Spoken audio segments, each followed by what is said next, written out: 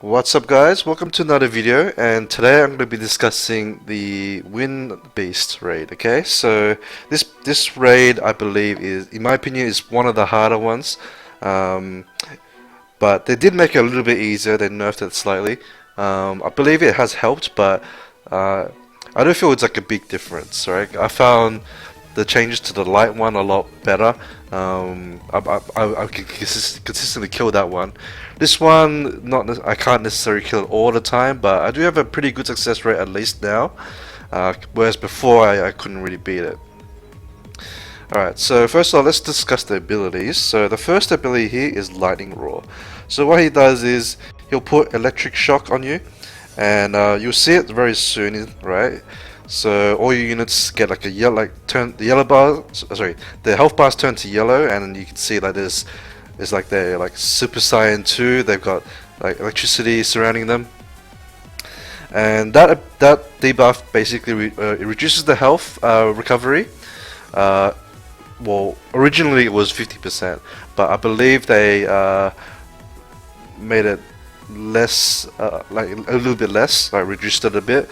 Um, Based on the skill description in the strategy info, which you can look at like in the boss section outside of the raid. I'll show you where to find it, but they don't seem to have changed the amount that it describes that it will reduce, right?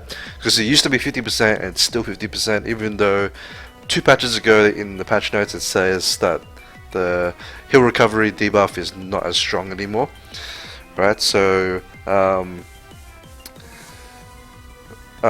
it does that, and also it does continuous damage of 10%. So normally continuous damage is 5%, but it's twice as strong, right, for this boss. And to remove it, you have to heal up your unit to full health, right? So that's very tough to do when like when you've got like heal recovery debuff on you. Like I don't really like this mechanic. I think it's kind of lame to do it like that. But I guess that's something we have to deal with. But yeah, so generally speaking, you probably need to have 2 healers to really push it off. Alright, so I use Hua He here because I use Hua He in most areas. So she kind of just doubles up in every single fight. And for this fight, I also built the Wind Yeti. You can see him in the front. The reason I built the Wind Yeti is because he does really good. He does a really big burst heal that scales off the number of units in the raid, or number of surviving allies. Right, so it will reduce if other units die. But the heal is very strong. It helps heal up to full health, right? And usually what will happen is either Hua He or the Yeti will heal everyone else up except themselves, right? So then the other unit will heal as well, and then that will heal each other up back to full, basically. So that's why I recommend having two healers, especially for starting out. When you get really good runes, I have seen people just YOLO with just Hua He as the healer, or Hua He plus a Perna with the additional heals. That would work too if you happen to have a Perna. Unfortunately, I don't have a Perna, so I have to make do with other units. So yeah, so that's, you want to get rid of that electric debuff as soon as possible. It's gonna switch modes soon, so I will discuss the other abilities in a second. Alright, so apart from that, you want to bring, of course, Armor Break. Right, so for my Armor Break here, I've got Ralk, and also the Fire Homunculus can also do it. Other units that you could bring that have Armor Break, maybe Lexi is a good unit. I'm actually going to build a Lexi for this because her passive has a heal recovery debuff, right? Already, like it reduces heal recovery on all your units. But because the boss already does it to you, then it sort of can't, like, well, it doesn't like stack or anything, right? So It's basically she's just basically giving you extra damage from a passive, and she's also an armor breaker, which is quite nice. But any other armor breaker you think of that is fire or wind, you can also use in this fight. And also something to note is there's no like turn counter on this boss, whereas some of the other bosses will have a turn counter where the more turns you get, the higher it goes up, and then when it uses that attack, it will scale or do damage scaling off the number of turn counters on it. But this one doesn't have it, so you can you can use third or like violent runes. I mean, you don't have to, but if you have it on it, it doesn't hurt you in any way. Alright, so once I get in, I'll show you the other abilities that he does. So I believe the second ability, he attacks you, and it's like the Thorn of Despair. Every boss has this. So what it does is it will deal damage and scale based on your defense. So the more defense you have, the less damage you take, obviously. I mean, that's the normal case anyway, it's just that the scaling is a lot higher when you have very low defense. Alright, so that's just like a generic ability. It will only hit the frontliners, so use 2 units that have pretty good defense, a bit of HP. If they're DPS units, put them on Vampire. So my Trevor there, you can see him in the front, he's got Vampire runes, and he'll heal back a lot of the HP. Vampire in general is very good for this fight as well, because it helps you recover HP, especially for your DPS units, and that makes it easier to keep themselves topped up and get rid of the electric buff, debuff I should say. Alright, now the third ability, Lightning Roar, right? So the Lightning Roar, he'll attack your team and it will deal damage, or it will increase in damage every time he uses it. So kind of similar to the light boss that I covered a couple of days ago. Like that boss also, when he does one of his abilities, he'll gain damage the next time he uses it.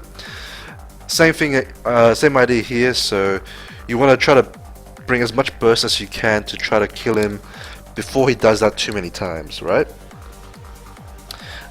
Mainly for the first two stages, of course. That's like the time where it's feasible to kill him before that happens. It also does electric shock again, so like he's just constantly trying to put it on you, and you have to try to heal up and get rid of it, right? Then the next ability, Wind Sweep. So this one, you can see that it recovers HP proportionate to the number of units that have electric shock. So you can't stop this. You can't put heal block on him or anything. So if he does this ability, then you want as few units to have electric shock on you as possible. Ideally, maybe only have one guy, so that basically you're hoping that at least one of your healers has healed before then, and that therefore he should remove electric shock on most of your units. And then hopefully you don't take you don't let him heal for too much, right? So let's see. Let me go into the fight again. I'll go into the fight once more, just to check the other abilities. Whoops. And then I'll show you the runes on my units and discuss like other options for units as well. Okay, just give me a second. Okay, so he does Lightning Roar again after the Wind Sweep, right? And then Fawn, Lightning Roar. So it's like if you go for like longer than the halfway point, he just repeats his skills a few more times, and then he will do the ultimate breath thing where he removes all your beneficial effects and hits you for a lot of damage. Right, but by the time you get to here, you're probably gonna wipe, because with the heal recovery debuff, it's very makes it pressures your healers a lot. So you know, you're pretty much always gonna be behind in the fight. Because each time he's roaring, you have to get rid of it, and it's a pain in the ass to get rid of it. I feel like they shouldn't have made that heal block so strong, but I guess if people still struggle with the boss, then they might nerf it again. I'm not sure. I feel like it's still very tough to get to do this boss, even with, you know, pretty good runes, good units and stuff like that. But as for units, so you can use similar units to what I have here. I mean, they're not all farmable, but you can use replacements. So, like if you don't have Hua-He, you can use Colleen. I feel Hua-He is a bit better because her healing power will scale because of it scales of attack. So you can increase how much she heals for, whereas Colleen is always a fixed amount. But some people do use Colleen, and it's fine to use her because she's providing attack buff as well, which is very important for the boss. And you can also use sorry, you can also use Bella in this as well if you need another healer. He does pretty decent burst healing, but I feel the Yeti is a bit better. Even though my Yeti is dying, but you'll see because the runes I have on him are very bad. But I will change it like later on, and that will make him survive longer to make it a bit more consistent. But yeah, Wind Yeti is farmable, so don't be afraid to 6-star him for this if you really need a wind team. So if you want to, if you're making, I believe it's determination runes, which is the defense ones, you'll need this boss, right, to complete this boss. I'll check in a second as well to make sure that that's correct. But if you don't need those runes, then you may not farm this boss that much, unless you're building a wind homunculus, I guess. But unless it's your best dungeon, I wouldn't bother farming it. Oh, sorry, it's the enhanced one. So it's the HP one that needs the wind crystals. Now the other units, like Ralk, I use in Necro, so he sort of doubles up here, mainly for like I like him because of the armor break, right? Even though it's not 100% reliable, it's I believe 75% when max skilled. It's still something. I find it very difficult to find reliable fire armor breakers. So Ralk is a good option for that. Especially for DPS, I should say. Like, if you want to bring an armor breaker, it should ideally be a damage dealer. So these are his runes and stats. I made him max crit. This is actually more of a necro build, but it works fine here because the boss, like as I said before, it doesn't matter that you have violent on him. So that's the Ralk. This is my Verd. So if you bring Verd for this fight, try to give him damage runes if you can. If you're not giving him damage runes, then he might waste some turns on the groggy stage. But if you're actually at least building him towards DPS, then at least he'll contribute like a bit of decent damage when he's taking turns on the groggy stage. But the main reason I use him is to make it a bit easier in the non-groggy stages, because I need the attack bar to help my units move and heal up before the boss hits me too much. So that's why I like the Verd, and also because I don't really have like any other good leader skill. So his leader skill works, so you can use him if you want. Alternatively, if you need a different, like if you want like a different leader, you can use like any attack power leader. Crit lead would work too. Something like Tesha would work for crit lead. Some people I believe use Fuel Mars, but I feel it's a bit risky because he will take a lot of damage because he's opposite element. Shiwa is another good unit. I might have stored her. Shiwa is the Fire Ninetales, so if you have her, I mean she doubles up as a Necro unit too, but she's good in this because I believe she has a self heal, so that she can help keep herself up, which is nice. And She also has a attack power leader for fire units. So since like fire units have the advantage here, you try to stack as many fire units as you can for DPS, and therefore fire nanos will be pretty nice for that. Just moving on a bit, this is my Hua He.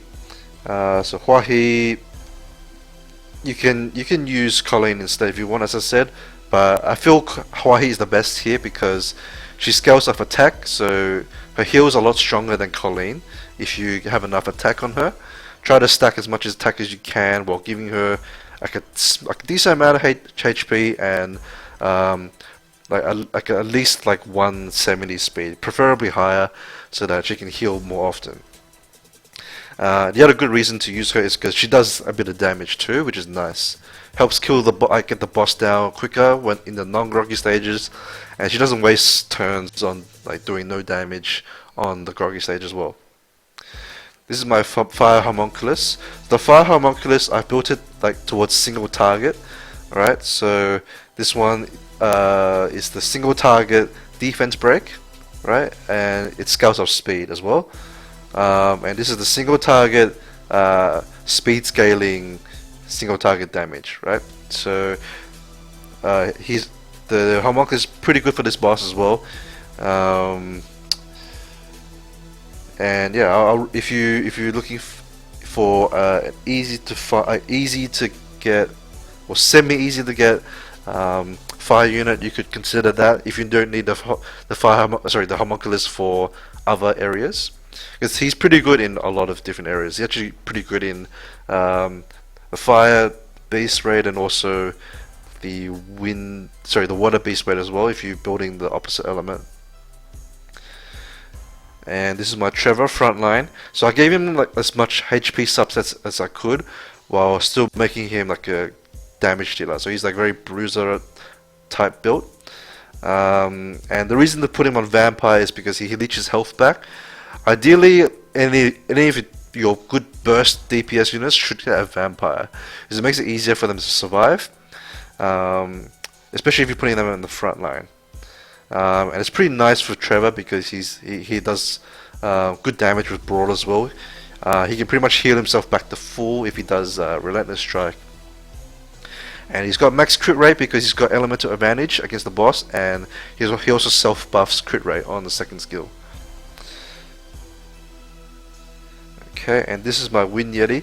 Do not copy this build, alright? Because I actually gave him a bunch of spare runes for World Boss, and it just so happened that he worked on this build for this boss. But the crit damage build, the crit damage rune should be something else. I'll probably switch it to like HP, so that he'll be on like HP defense, because this rune pretty nice, right? It's got a lot of HP on it. But yeah, he's not quite tanky enough for the front at the moment, as you could see. Mostly because he's got elemental disadvantage, but if I make him a bit tankier, then he should survive. Like I just have to swap maybe one rune out, but I want to change his whole build. I want to change him to Violent, so that he helps heal. Like it helps him cool down his heal to make sure he has it up for each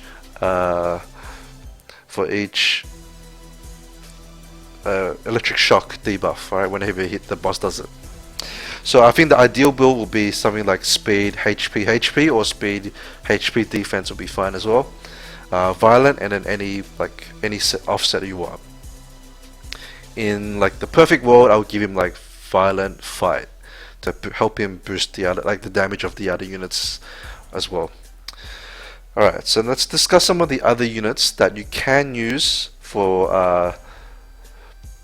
this boss. Alright, so fire units, you can use, I mentioned Shiwa. Shiwa is good because of the leader skill here, right? So any unit that has a fire attack power leader skill or generic generic attack power leader skill or crit rate is also pretty good for this. Alright,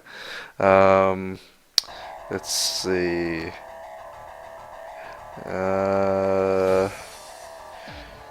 The Fire Kung Fu Girl might be good for this if you happen to build her, but you probably prefer to build like the water one. So if you build the water one, you may not have enough food for a fire one, but if you happen to have a fire one, you could consider that. Lexi is another really good unit because she's got defense break and skill 1. She also has branding on skill 2, which is nice for the groggy stage, and then there's this passive. So this passive, I mentioned before, it does it's like a increased damage to all your allies. It's like having double fight rune, or slightly more than that. But the downside to this passive is that it decreases healing recovery by 50%. But because the boss is already reducing your healing effect already, right? This one won't stack on top of it, so you'll always have the 50% heal recovery debuff, basically. What it doesn't show you, but that's basically, it just reduces the healing of for everyone. And therefore, you basically, if you bring her, you're basically just getting a free damage boost, right? Because you already had the heal recovery reduction anyway. And yeah, she's got a pretty good skill kit for this, so that's why I'm building one once I get enough assassins. I kind of regret not farming the HOH as much as I, well, I mean, I didn't really farm it that much, so yeah, I feel like I probably should have done that. The Barbarian King might be good too. I haven't really tried it or anything. I haven't seen anyone try it, but I know that he does pretty decent single target burst damage, so if you want to use him, you could try him too, right? Oh, I should also mention the other reason to use Kung Fu Girl is because she's got defense break on skill 1, which is quite nice for killing the boss. So another thing you could consider maybe Hua. I think some people use Hua because she's got good single target damage, especially if she procs the passive to do more damage, but the attack bar reduction doesn't do anything on the boss, but she does have good damage, so you can consider using her. Who else is there? I haven't tried, I'm not sure if it's like Jean or Jean, or I don't know how to pronounce his name, but like, I'm not sure what he's supposed to pronounce him, but he also does really good single target burst, right? So I think theoretically he would be good for this, as long as you can keep him like fairly high in health, then you could possibly use him. He doesn't have any debuffs though, so you have to make sure that you can only you should make sure that you already have defense break and attack power buff covered on your units already. One other one to mention is, where is it? Perna. So Perna is pretty much universally good in every single dungeon except for the water one. And the reason why he's so good is because of the attack power leader skill, right? So no matter how you build your units, right? If you build your units like 100% crit rate, you won't benefit from a crit rate leader, right? But you will benefit from attack power leader. And if you build your units towards having like lesser crit rate, okay, maybe you won't always crit, but attack power is always going to help you do more damage, right? And he also does good single target burst damage, right? And another important thing is his passive heals all other allies for 10%, right? Every time he takes a turn. So if he's on violent, he'll help heal up your units quite pretty well. So if you have a Perna, you may not need the Wind Yeti. Unless you're looking for a really safe team. If you need a safe team, you can run 2 healers and a Perna, and that should be enough healing. But if you want to go for a bit more YOLO, right, try to get a higher score, you can use Hua He and a Perna, and that would it'd be pretty good, and I would believe that that'll be enough healing if you have good enough runes. Okay, other good nat 5s if you happen to have them. The Monkey King is pretty good. He has a leader skill, worst case scenario, if you don't have a good attack power one. But he's nice for the front line because he'll take damage, right? and he'll gain attack power, which is quite nice, just 3 stacks, and yeah, so he does a lot of damage. And he's also got a defense break on skill 2, and he also has a self heal with this as well. So he's pretty good. If you happen to have him, you can try to consider putting him in. Then one other unit that for people who are still struggling, if you don't have enough heals, you can consider using the Fire Panda as an additional frontliner. So the reason to use him is 1, he's got defense break on skill 1, and 2, he has Calm Mind, which does heal recovery buff on all allies. So that helps mitigate the electric shock a bit. The electric shock will still, I think, do like a little bit of damage to you, but it's mostly mitigated by this. So that's another thing you can consider. The downside to running a Zhongfei is that he doesn't really do much damage, right? So he's pretty much purely a frontline semi-support, right, with the heal. I believe that covers all the units that I could think of. If I missed anything, let me know, and feel free to share other units. Oh, actually, there is one other unit here. I have seen some YOLO teams use Kali. It is possible to use her. She does good single target damage with Tectonic Shift, right? It ignores defense, so it's really good for non-groggy stages. And she also does attack power and attack speed lead, which not lead, buff. So that's quite nice. It helps keep attack power up a lot, especially if you're running a Huahi, who only has a 2-turn attack power buff. And the first skill does reasonable damage as well, but it's mostly for the second skill, Tectonic Shift. Eventually I might build one and try her out, and if I try out other units, I'll show you guys in a future video. Alright, so that is pretty much it. That was actually quite a long video for just this riff. So let me know if there's anything I missed, any other questions. Let me know in comments. I'll answer you as soon as I can. And yeah, so I'll see you guys in the next video. Have a good one. Good luck. Bye bye.